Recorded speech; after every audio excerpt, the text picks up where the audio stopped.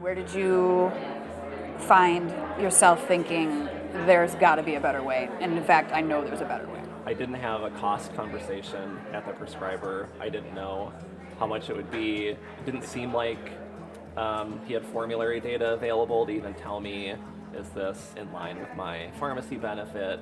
We didn't talk about my pharmacy benefit at all. So let's follow sort of that narrative. You get to the pharmacy and they tell you that this particular medication is a couple $100s that you were not prepared to spend. What would happen?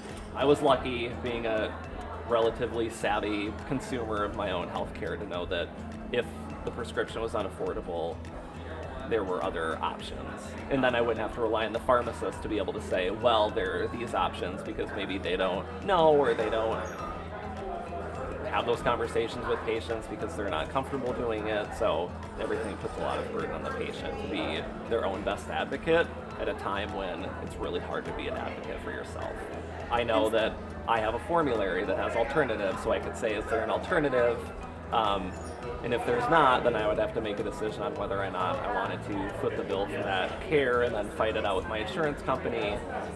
Or I could just say, okay, well, I mean, and that's what I feel like a lot of people are forced to do. They either have to say, I can't do anything, I have to pay this because I don't want to be in pain.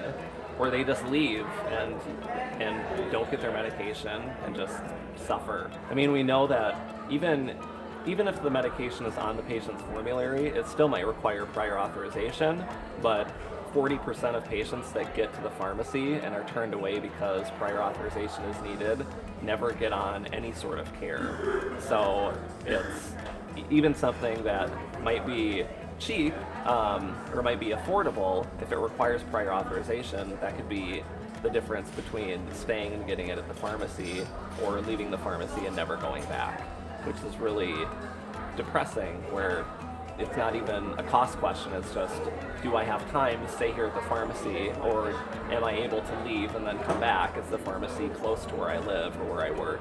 And if that's not the case, then that presents a real challenge for the patient.